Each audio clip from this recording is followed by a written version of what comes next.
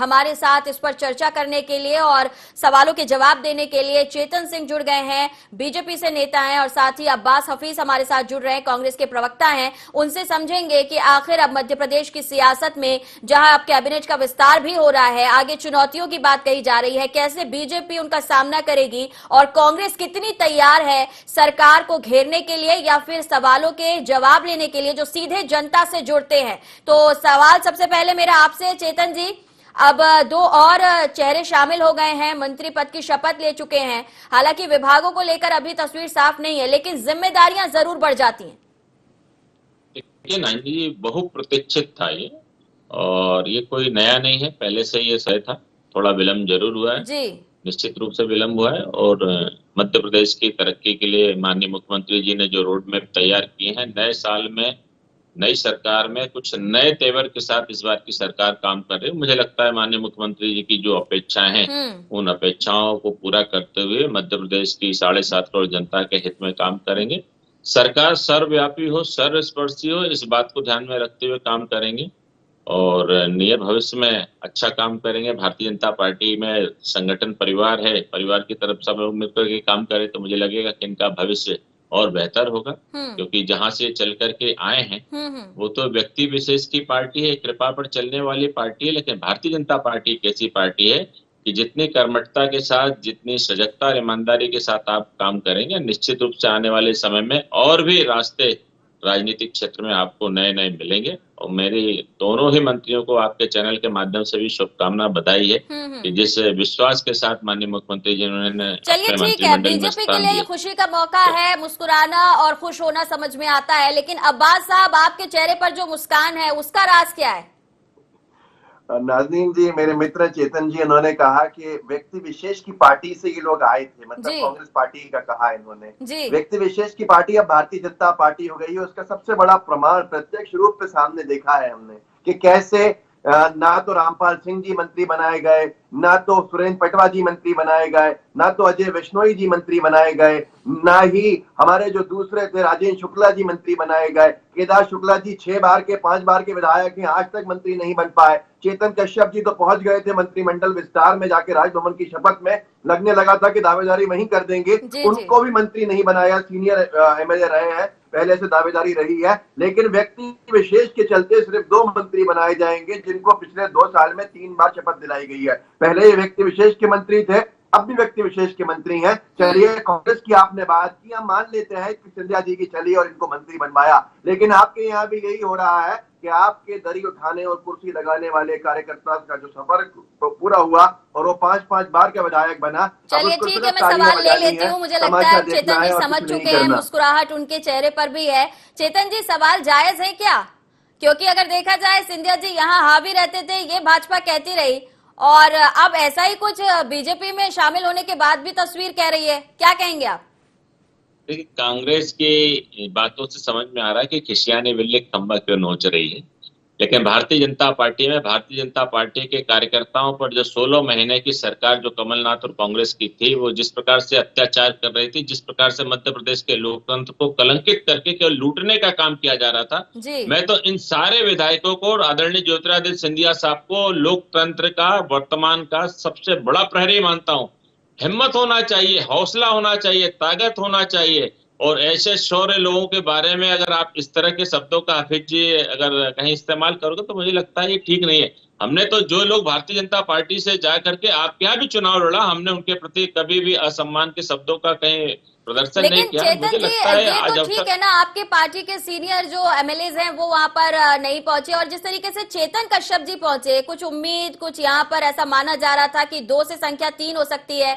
अब्बास जी बस वही सवाल पूछ रहे हैं, तो ऐसा क्या वाकई दरकिनार करने वाला कुछ मामला है क्या? नहीं, पहले से ही पूर्व नियोजित था, पहले से ही तय था कि 2 ही लोगों की शपथ होनी है। अब्बास जी, कांग्रेस तो इस बात के लिए विपक्ष में बैठे हैं कि वे तरह तरह के आरोप लगाएं, लेकिन मैं फिर से कहता हूं, एक सकारात्मक, एक अच्छे मजबूत दमदार विपक्ष की भूमिका का निर्वहन आप करिए। जनता जनार्दन की समस्याओं को लेकर के सरकार के सामने ताकत के साथ रखिए। मैं तो कहता हूं हर स्तर पे, जिस मोड़ पर हमको राजनीतिक क्षेत्र में काम करने का अवसर मिले, पूरी निष्ठा ईमानदारी के साथ, अगर आज हफीज जी की पार्टी कांग्रेस अगर विपक्ष में है तो विपक्ष का वो ग्रुप उग्र स्वरूप दिखना चाहिए।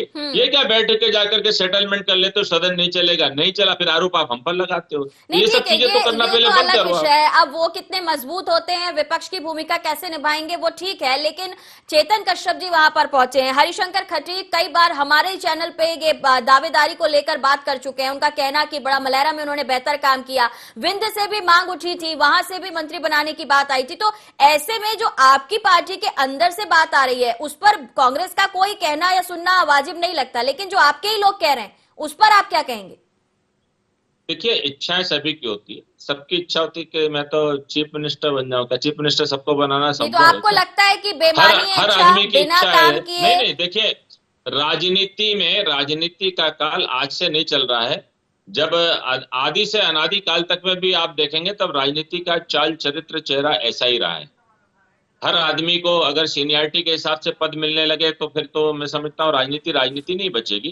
तो मुझे लगता है कि सामाजिक समीकरण होते हैं राजनीतिक में, अपनी सबकी अपनी एक महत्वाकांक्षाएं होती हैं। उन महत्वाकांक्षाओं का कहाँ पार्टी में, संगठन में उपयोग हो सकता है। कुछ जरूरी थोड़ा ना हम सबको सरकार में ही काम दें। हम कई लोगों को संगठन में भी काम, कई लोगों को तो ठीक हमने है। सरकार से बेच करके संगठन में बुलाया ना काम करने के लिए। ये निर्णय करना भारतीय जनता पार्टी के प्रदेश नेतृत्व आदरणीय वी.डी. शर्मा जी, आदरणीय मुख्यमंत्री शिवराज सिंह चलिए, चौहान जी मैं का काम है। आपसे कुछ बात तो करूंगी काम टीम उनको वीवी को छोड़िए लेकर आप भी, तो। लेकिन पहले अब्बास साहब कुछ कहना चाहते हैं। जी सर, बोलिए।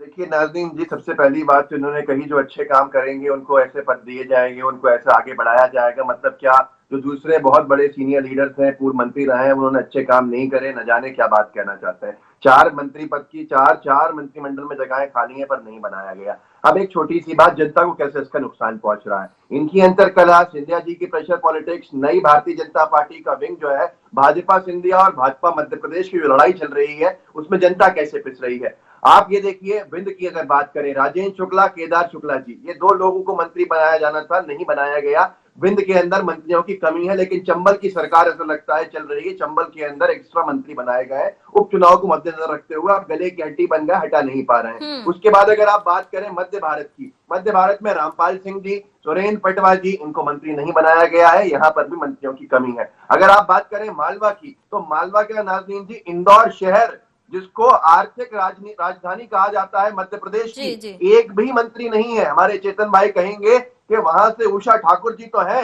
उषा ठाकुर जी महू की विधायक है, भले ही वो इंदौर में रहती हो, पर इंदौर क्या न रमेश मेंडोला जी को बनाया जाएगा, न दूसरों को बनाया जाएगा जो पहले मंत्री भी रहे। लेकिन इंदौर जिले को पूरा खाली रख दिया गया है क्योंकि अंतरकलह इनकी है। इंदौर जिले के पास न प्रभारी मंत्री है और न इंदौर जिले से कोई विधायक मंत्री है, जबकि उस इंदौर ने इनको 5 विधायक दिए हैं और उसके बावजूद भी वहां मंत्री नहीं बनाया गया। ये सबसे बड़ा प्रमाण है। उसके बाद महाकौशल की बात करें, चेतन कश्यप जी की बात कीजिए और जबलपुर के अजय विश्नोई जी की बात कीजिए। चेतन कश्यप जी भी जबलपुर से आते हैं। इन लोगों को मंत्रिमंडल में कोई जगह नहीं मिली। इन्होंने चिट्ठियां भी लिखी हैं शिवराज जी को।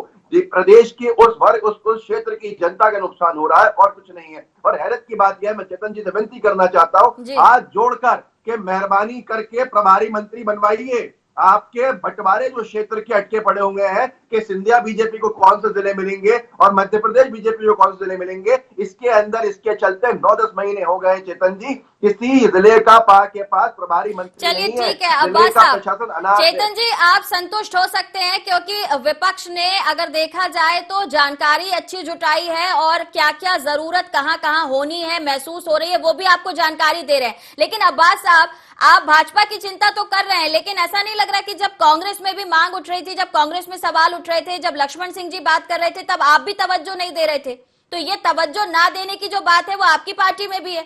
मैंने नाज़रीन जी तवज्जो की बात ऐसी नहीं करी। मेरी प्राथमिक जो बात है वो ये है कि क्षेत्रों को खाली छोड़ दिया। इंदौर जिले को हमने खाली नहीं छोड़ा। कोई जिला ऐसा नहीं था जहां जिसको हमने खाली छोड़ा हो, कोई संभाग ऐसा नहीं था जिसको हमने खाली छोड़ा हो। बैलेंस था। हर वर्ग, हर क्षेत्र का जो रिप्रेजेंटेशन था वो मंत्रिमंडल में था। हर समाज का मंत्रिमंडल में रिप्रेजेंटेशन था। हर एतबार से बैलेंस मंत्रिमंडल था। व्यक्तिगत जो थी प्रॉब्लम्स होती हैं, इनके दर भी है, चलिए ठीक है, लेकिन आज की तारीख के अंदर इन्होंने जो 4 मंत्रिमंडल में जगहें छोड़ दी जिससे ये भर सकते थे, किसी एक को इंदौर से बना देते, किसी को विंध्य से बना देते। क्या मालवा और विंध्य इनकी नजरों में कुछ भी नहीं है? चलिए ठीक है, पूछ लेती हूँ। चेतन जी, आपने सुना अब्बास जी को, कह रहे हैं कि काफी बैलेंस था जब कांग्रेस सरकार में थी, लेकिन तब भी सरकार गिर गई, बैलेंस नहीं बना, चाहे जो भी कारण रहे हो, लेकिन आप बैलेंस नहीं बना रहे हैं, तो ऐसे में खामियाजा उठाएगी क्या भाजपा? देखिए नाइनी जी, मेरे मित्र जितने पढ़ाई करके आए हैं, मेरे मित्र ने जितनी पढ़ाई भारतीय जनता पार्टी पर की, काश इसकी आधी पढ़ाई ये कांग्रेस पर कर लेते। बिसाहू लाल से कितनी बार के एमएलए थे, केपी सिंह साहब कितनी बार के एमएलए थे, ऐसे अनेक नाम हैं जिनका हम वर्णन कर सकते हैं। निश्चित रूप से जिन बातों की तरफ कपिल भाई आपने जिन बातों की तरफ आपने ध्यान आकर्षित किया है, अब्बास साहब बोल लेने दीजिए, आपने कोई बात छेड़ी, आप सुन लीजिए पहले। जी बोलिए अब्बास जी, जो आप कह रहे हो 4 पद है, निश्चित रूप से संगठन और माननीय मुख्यमंत्री जी दोनों लोग बैठ करके विचार करेंगे और उन 4 पदों को भी हम भरेंगे। ऐसा नहीं है कि उन पदों को हमको खाली रखने की कोई मंशा है, लेकिन ये तो आप मानेंगे ना कि संगठन का निर्णय ही भारतीय जनता पार्टी में सर्वोपरि निर्णय माना जाता है। संगठन को जब आवश्यकता होगी, जब लगेगा संगठन को कि इन क्षेत्रों का प्रतिनिधित्व दिया जाना, निश्चित रूप से आप श्योर रहिए, हम उसको भरेंगे। माननीय मुख्यमंत्री जी का विशेषाधिकार है, कुछ तो माननीय मुख्यमंत्री जी के पास आप लोग रहने अब्बास जी ने ये कहा कि आपके इस फैसले में, आपकी इस देरी में, मंत्रिमंडल विस्तार को लेकर जो देर हुई, आपने भी स्वीकारा, इसमें जनता तो नहीं पिस रही है, क्योंकि उनकी चिंता यही है कि जनता के काम नहीं हो रहे हैं, जनता की अनदेखी हो रही है, तो आप इस पर साफ कर दीजिए तस्वीर। देखिए, अगर जनता के काम अगर हम नहीं करेंगे तो जो दुर्दशा इस मध्य प्रदेश में कांग्रेस की है, वही दुर्दशा भारतीय जनता पार्टी की होगी नंबर 1। इसको स्वीकार करने में हम कोई दिक्कत नहीं है, लेकिन भारतीय जनता पार्टी की सरकार के साथ भारतीय जनता पार्टी की जो संगठन की जो हमारी इकाइयां हैं, ये दोनों ही समन्वय बना करके काम करते हैं। जितना मंत्री नहीं घूमता है, उससे ज्यादा भारतीय जनता पार्टी का कार्यकर्ता और संगठन मंत्री, जिनको भारतीय जनता पार्टी में संघ के माध्यम से आते हैं, ये लोग घूमते हैं, तो फीडबैक भी पूरा जाता है। काम का निचले स्तर पर कितना उसका इम्प्लीमेंट हो रहा है, नहीं हो रहा, सारी चीजें जाती हो रही है। यही तो हमारी ताकत है। मंत्री बनाएंगे, निश्चित रूप से मेरे मित्र तो कह रहे हैं कि आप पड़ोस में आपने सुरेंद्र पटवा जी को नहीं बनाया। अरे भाई, प्रभु चौधरी जी, प्रभु राम चौधरी जी वहीं से आते हैं, उसी जिले से आते हैं, क्यों इस तरह की बात करते हो? रामपाल जी भी जहां से आते हैं वहीं से प्रभुराम चौधरी जी भी आते हैं, लेकिन ये बाकी सब नहीं, इस परिवार में अब कोई बारी नहीं बचा। ये सब भारतीय जनता पार्टी के इस परिवार के सम्मानित कार्यकर्ता हैं। क्यों बार बार ये बात आ रही है, क्यों बार बार ये कहा जा रहा है कि सिंधिया जी का दबदबा रहा, सिंधिया जी भारी पड़ गए, सिंधिया जी की चल रही है, इसीलिए इतनी देरी हुई? ये सवाल बार बार कांग्रेस क्यों उठा रही है? अभी भी क्यों सिंधिया जी को ये बताया जा रहा है कि उनकी वजह से ही या उनके दबाव में सब कुछ हो रहा है?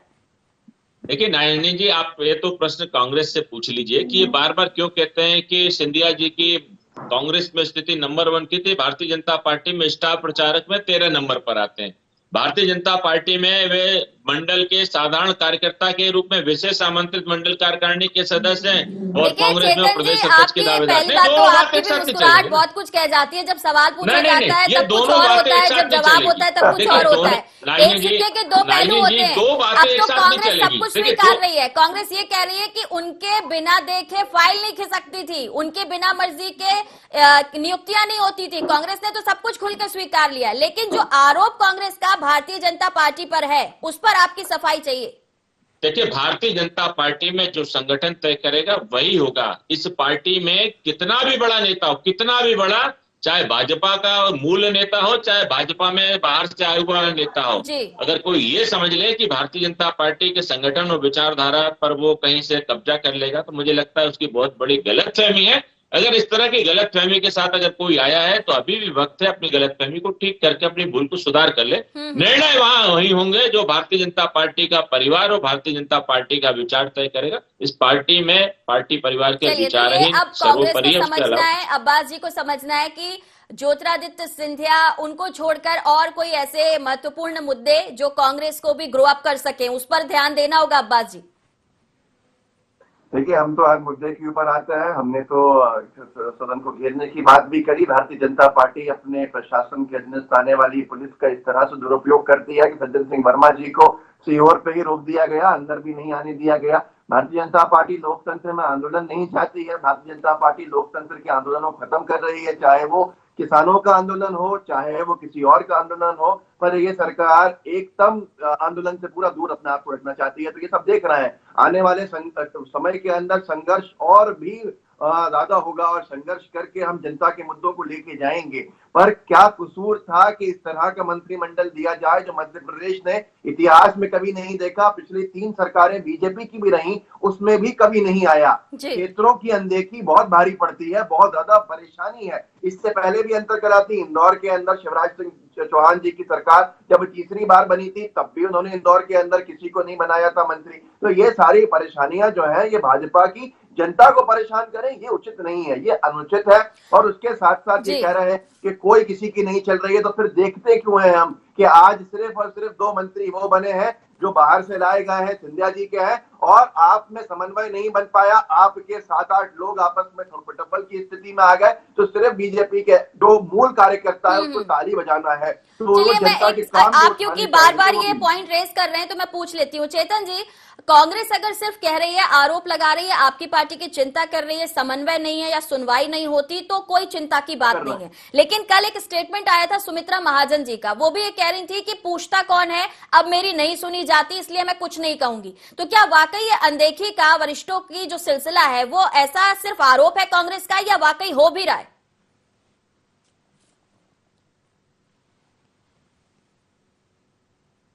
चेतन जी तो कभी हाँ इतना खुलकर तो कभी कोई कहता भी नहीं और बोलता भी नहीं, इस तरह की बातें नहीं आती हैं।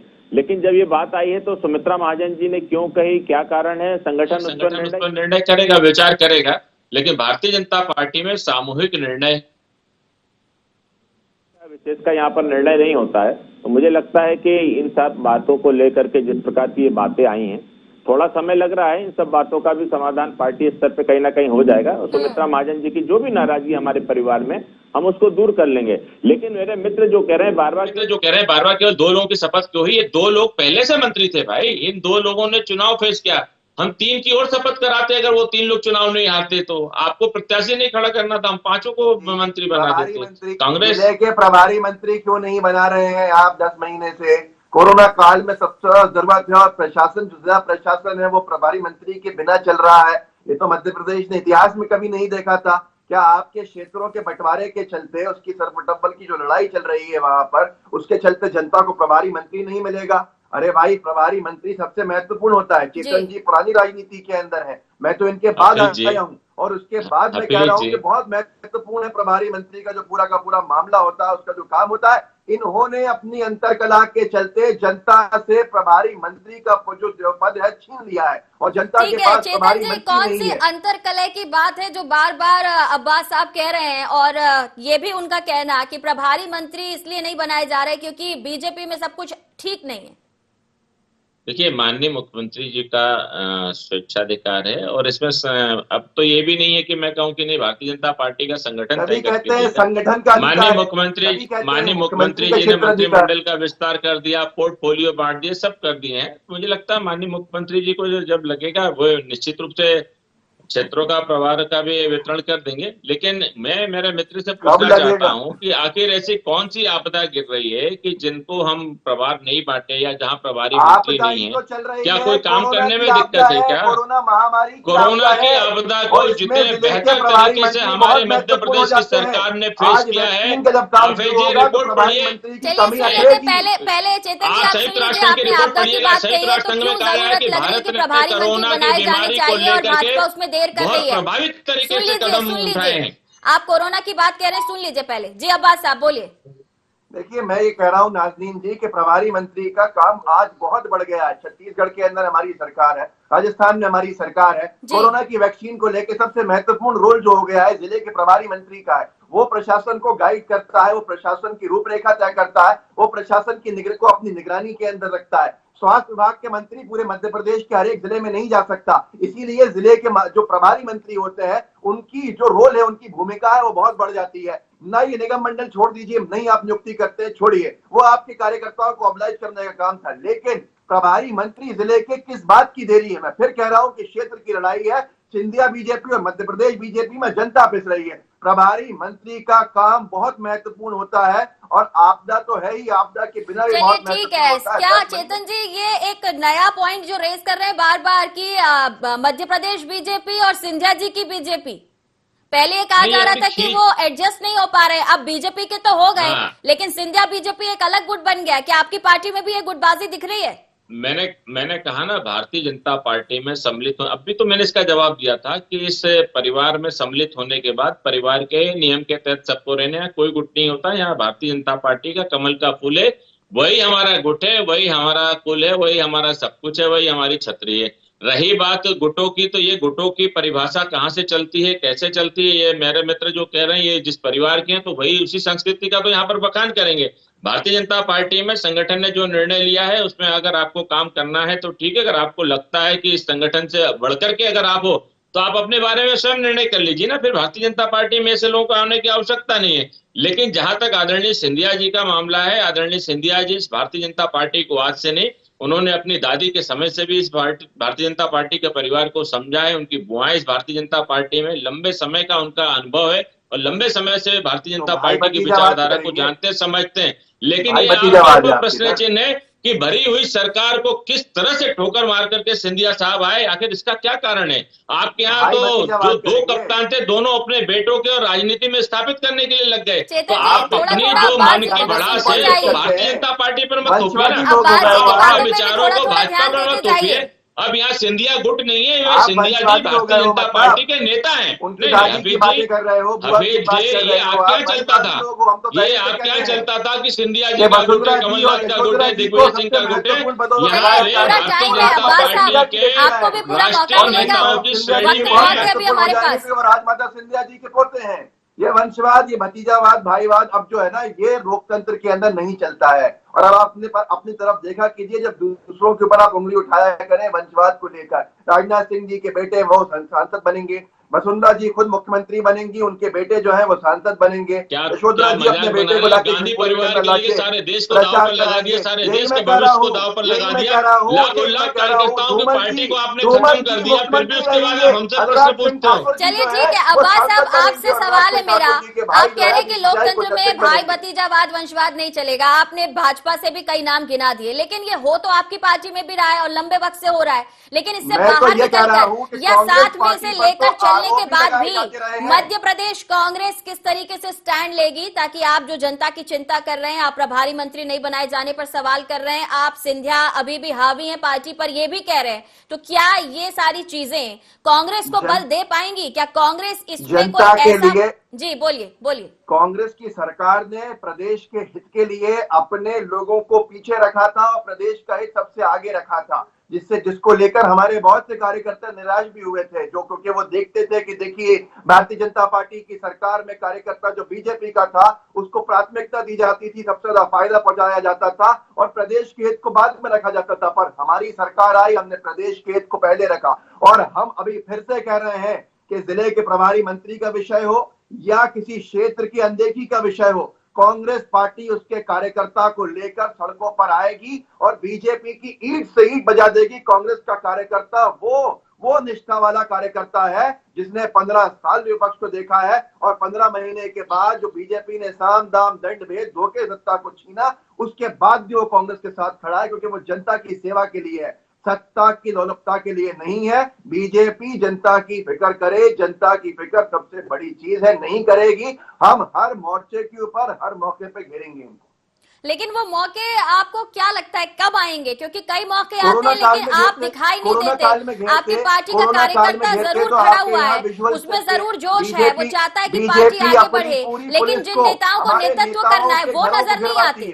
आपने किसान आंदोलन का थोड़ी देर पहले जिक्र किया था, किसान आंदोलन से अगर हम नेताओं की बात करें, वो नहीं चाहते थे कि आप उनके आंदोलन का हिस्सा बने, आपने आंदोलन किया, वो आंदोलन भी असफल हो गया। अब इसमें अगर भाजपा आपके हर आंदोलन की काट ले आएगी तो विपक्ष में रहते हुए आप क्या स्टैंड लेंगे? नाज़नीन जी, सबसे पहले कोरोना महामारी के चलते हमने जनता को सब चीजों से बचाने के लिए इतनी बड़ी संख्या के अंदर आंदोलन नहीं किए। जब हमने आंदोलन शुरू किए तो बीजेपी ने जो पुलिस का इस्तेमाल किया ऐसा मध्य प्रदेश ने कभी नहीं देखा था। अरुण यादव जी के घर को घेर के रख दिया, उसके बाद सज्जन सिंह वर्मा जी को सीहोर से आगे नहीं आने दिया, ये सारी चीजें हमने देखी। और दूसरी बात आपने किसान आंदोलन की कही, ये बहुत महत्वपूर्ण है। किसानों का आंदोलन किसी राजनीतिक दल का आंदोलन नहीं है। किसानों का आंदोलन किसानों का आंदोलन है, जिसको बीजेपी शुरू दिन से दबाना चाहती है, ये कहते कि ये विपक्ष के द्वारा प्रायोजित आंदोलन है। हमने अपने हित को पीछे रखते हुए किसानों के हित को आगे किया और हमने किसानों के हाथ में झंडे को रहने दिया। हम चाहते तो इस आंदोलन को राजनीतिक बना के खुद अपनी जो राजनीतिक रोटियां थी वो सेक सकते थे, लेकिन उसके अंदर किसानों का हित चला जाता। हमने किसानों के हित को आगे रखा है। लेकिन अब्बास साहब, आपकी इस कुर्बानी का फायदा तो मिला नहीं, ना तो किसानों को मिलता दिख रहा है, ना आपकी पार्टी को मिलता दिख रहा है। आपने कुर्बानी दी, लेकिन तब भी यही कहा जा रहा है कि कांग्रेस भ्रम फैला रही है, कांग्रेस बरगला रही है। ये आरोप अब भी आपकी पार्टी पर है। सरकार हिली हुई है, किसानों के ऊपर ये मजबूर है ठंड में पानी फेंकने पे। किसानों के साथ आज 30 जो जाने हैं जा चुकी हैं, उसके बाद भी इनके माथे पे शिकन नहीं है, लेकिन किसान डटा हुआ है। और आपको चलिए, किसान तो डटा रहेगा जब तक सियासत चलती रहेगी, किसानों का मुद्दा भी चलता रहेगा। पिछले 70 सालों से देख ही रहे किसानों की उन्नति के लिए, उसके विकास के लिए आपकी सरकार ने भी बहुत काम किए, भाजपा भी सरकार जो है वो भी काम कर रही है। लेकिन चेतन जी, अभी जो 2 नए मंत्री पद की शपथ ले चुके हैं, और देखा जाए ये बार बार कहना कि सिंधिया गुट के थे इसलिए उन्हें वरीयता दी गई, महत्वता दी गई, लेकिन आप ये कह रहे हैं कि वो काम के दम पर आगे आए। तो बाकी जो एडजस्टमेंट की बात, वीडी शर्मा टीम की बात आपने थोड़ी देर पहले कही थी, क्या उसमें भी एडजस्टमेंट होगा कि आप संगठन और सरकार मिलकर काम करेंगे? क्योंकि जैसा कि हमने भी चर्चा में देखा, कई बार बयानों में देखा, मुख्यमंत्री उनके तेवर जो है बहुत बदले हुए से हैं और इस बार सीधे सीधे अगर देखा जाए तो वो काम पर फोकस चाहते हैं। देखिए, निश्चित रूप से भारतीय जनता पार्टी का जो संगठन है, संगठन की जो नई टीम आने वाली, बहुत संतुलित, बहुत समन्वय के साथ, बहुत ही समरसता के समभाव के साथ आएगी। युवाओं को तरजीह दी जाएगी, नए लोगों का इस टीम में समावेश होगा और ऐसे लोगों का समावेश होगा जो निरंतर चलते चलते चरैवेती पार्टी के संगठन को जन जन तक, घर घर तक सर्वव्यापी, सर्वस्पर्शी बनाने में अपना संपूर्ण समय दे सकते हैं। अधिकतम ऐसे लोगों का इस टीम में समावेश होगा, क्योंकि वर्तमान के अध्यक्ष आदरणीय वीडी शर्मा जी के जो भी लोग उनके पृष्ठभूमि को जानते हैं, वे एबीवीपी में इसी प्रकार से चल करके आए हैं। उन्होंने अपना सारा जीवन एबीवीपी के माध्यम से संगठन को दिया है और आज भारतीय जनता पार्टी में भी उसी कार्य प्रणाली के अनुरूप वे काम कर रहे हैं। तो मुझे लगता है कि जब सेनापति इस भाव से काम कर रहा है तो अपने सैनिकों का चयन भी वो इस प्रकार के ही चाल चरित्र चेहरे के लोगों के साथ में करेंगे। उसका कहीं ना कहीं पार्टी को फायदा मिलेगा। रही बात सरकार की, तो निश्चित रूप से जब हम लोग प्रवास में जाते हैं या पार्टी का कोई भी कार्यकर्ता प्रवास में जाता है तो वहां से वो सरकार का भी फीडबैक लाता है, संगठन का भी फीडबैक लाता है। सामाजिक समरसता में क्या ताना बाना कम है, क्या कमजोर है, क्या मजबूती, सारे फीडबैक आकर के हमारे यहाँ जो संगठन मंत्री उनको दिए जाते हैं। उनके आधार पर संगठन महामंत्री फिर भारतीय जनता पार्टी के प्रति पूरा एक सिस्टम है हमारे यहाँ काम करने का। संगठन हो या फिर अगर हम बात करें नेताओं के बीच भी बैलेंस बहुत जरूरी है। और अब्बास साहब, चलिए पहले आप कुछ कहना चाहते हैं, बोलिए। देखिए नाज़रीन जी, सबसे पहले तो मैं इस बात को बिल्कुल नहीं मानता जो ये कह रहे हैं कि संगठन को इनके फीडबैक मिलता है और वो इस तरह से काम करता है। अगर मिलता होता तो चेतन जी नरेला विधानसभा के मूल निवासी हैं। चेतन जी की सबसे बड़ी दावेदारी बनती थी नरेला विधानसभा के लेकर प्रत्याशी पद के लिए, और ये आज विधायक होना चाहिए था इनको। सब तरह जनता के काम ये वहां करते हैं, लेकिन नेपोटिज्म की भेंट चढ़ गई। जो नरेला विधानसभा है, एक व्यक्ति विशेष जिनके खानदानी जो वंशवाद जो था वो भारी पड़ गया और चेतन जी जैसे कार्यकर्ता को नजरअंदाज कर दिया। हफीज साहब, देखिए ये अच्छी बात है कि आप चेतन जी की चिंता कर रहे हैं, आप भाजपा की चिंता कर रहे हैं। आपने पहले भी भाजपा पे काफी प्रकाश डाला, लेकिन आपको नहीं लगता कि थोड़ा सा आपको अपनी पार्टी पर भी देखने की जरूरत है? आप युवा समागम करते हैं तो कमलनाथ जी कहते हैं कि आप बुजुर्गों को ये नए चेहरे सलाह देंगे, तो ऐसे में ये जो खटपट है पहले इसे दूर करना जरूरी नहीं लग रहा आपको? चेतन जी की चिंता तो चेतन जी कर ही लेंगे। बात का अलग अलग मायने निकाल सकते हैं हम, बहुत सारी बातें हैं उसके ऊपर हम चर्चा करेंगे तो एक अलग दिशा में चले जाएगी चर्चा। लेकिन हाँ, पार्टी हर रोज हर राजनीतिक दल चिंतन मंथन करता है, चाहे वो बीजेपी हो चाहे वो कांग्रेस हो।